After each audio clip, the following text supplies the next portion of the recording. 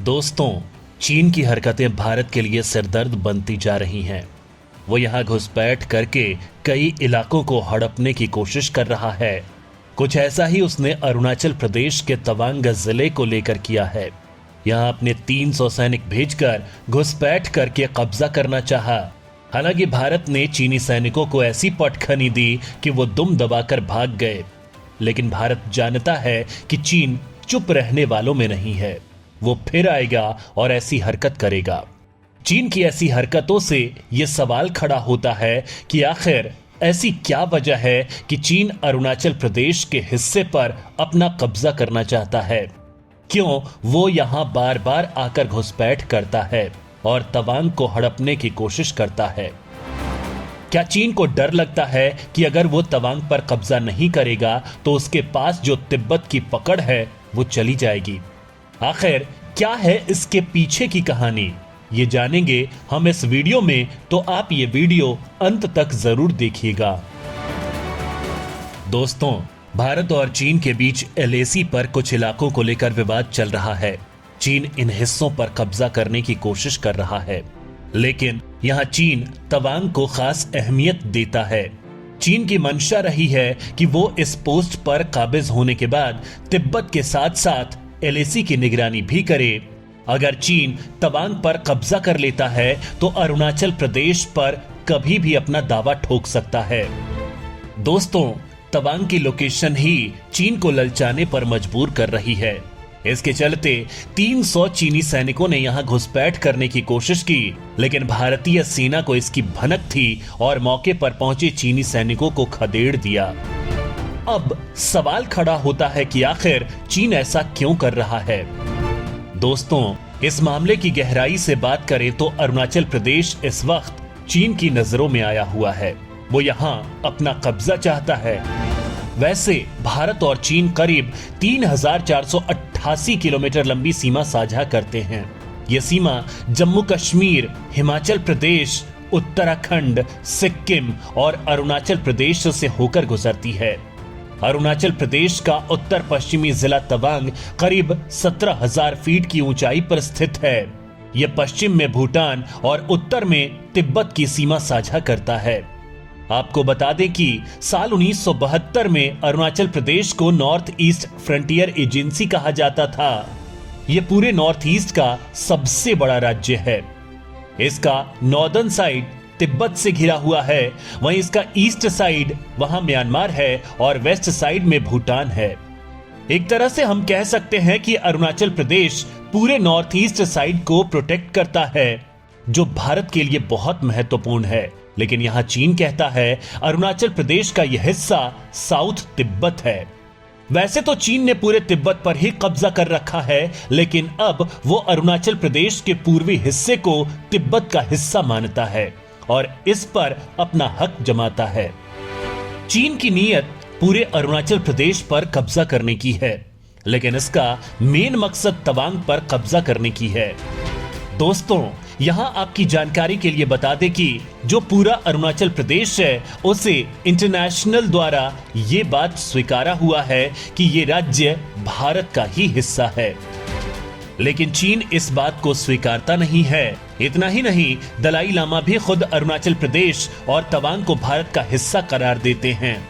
ये वही जगह है जहां पर तिब्बती धर्मगुरु दलाई लामा सबसे पहले पहुंचे थे। इसी वजह से चीन दलाई लामा को एक अलगाववादी नेता मानता है। दोस्तों, चीन तवांग को पाना चाहता है। इसके कई कारण हैं, जिसमें सबसे पहला है वो है तवांग में मोनेस्ट्री।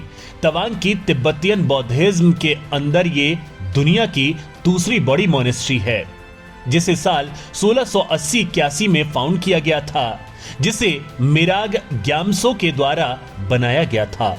5वें दलाई लामा की इच्छा थी कि इस तरह की मोनेस्ट्री बनाई जाए। उसी आधार पर तवांग में इस मोनेस्ट्री की नींव रखी गई थी। वहीं चीन का कहना है कि ये मोनेस्ट्री तिब्बत से संबंध रखती है। इसकी वजह से ही ये अरुणाचल प्रदेश का ये हिस्सा साउथ तिब्बत में आता है। लेकिन चीन ये भूल जाता है कि 1914 में शिमला कन्वेंशन हुआ था। तब साल 1912 तक तिब्बत और भारत के बीच कोई स्पष्ट सीमा रेखा नहीं खींची हुई थी। इन इलाकों पर ना तो मुगलों का ना ही अंग्रेजों का नियंत्रण था। भारत और तिब्बत के लोग भी किसी स्पष्ट सीमा रेखा को लेकर निश्चित नहीं थे। वहीं ब्रिटानिश शासकों ने भी इसकी कोई जहमत नहीं उठाई। लेकिन जब तवांग में बौद्ध मंदिर मिला तो सीमा रेखा का आकलन शुरू हुआ।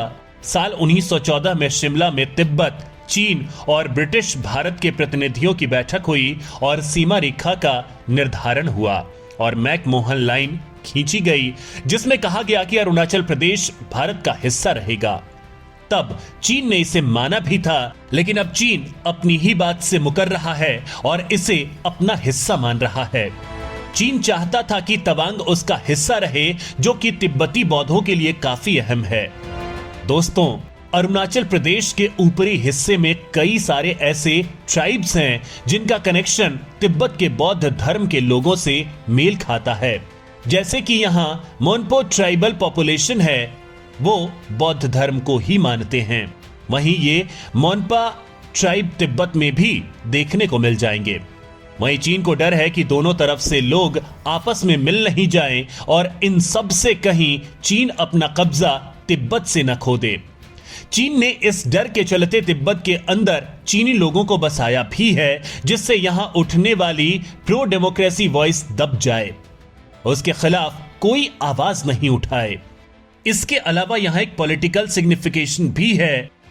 दोस्तों, साल 1959 में तिब्बत में चीन ने बौद्ध धर्म के लोगों पर काफी अत्याचार किया था, जिसके बाद दलाई लामा यहां से भागकर भारत आ गए थे और जिस रास्ते से वो भागकर आए थे वो तवांग वाला ही रास्ता था। वहां की मोनेस्ट्री में भी उन्होंने कुछ दिन गुजारे थे।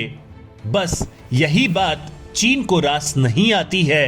चीन और तिब्बत की तरफ से ये चीन को डर है कि दलाई लामा तवांग में अपने उत्तराधिकारी को नियुक्त कर सकते हैं। चीन तवांग पर कब्जा जमाकर तिब्बती बौद्ध केंद्र तवांग को नष्ट करना चाहता है। चीन अगर तवांग पर नियंत्रण कर लेता है तो उसकी तिब्बत पर पकड़ और मजबूत हो जाएगी।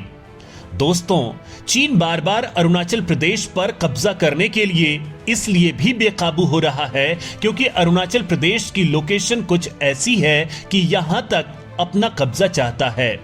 दरअसल चीन का बहुत ज्यादा आबादी ईस्ट साइड के पास है और कभी भविष्य में भारत और चीन के बीच युद्ध छिड़ गया तो भारत के पास अरुणाचल प्रदेश ऐसा जरिया बन सकता है कि हम चीन के ईस्ट साइड पर आसानी से हमला कर सकते हैं। दूसरा कारण यह भी है कि अगर भारत को अपना एयर डिफेंस को मजबूत बनाना है तो उसके लिए अरुणाचल प्रदेश बेस्ट है, क्योंकि यहां से चीन पर किसी भी मिसाइल से हमला करना बहुत आसान हो जाएगा और यह हमला चीन को बहुत नुकसान पहुंचाएगा। इसके साथ ही चीन का तवांग पर नजर बनाए रखने के पीछे भूटान भी एक कारण है।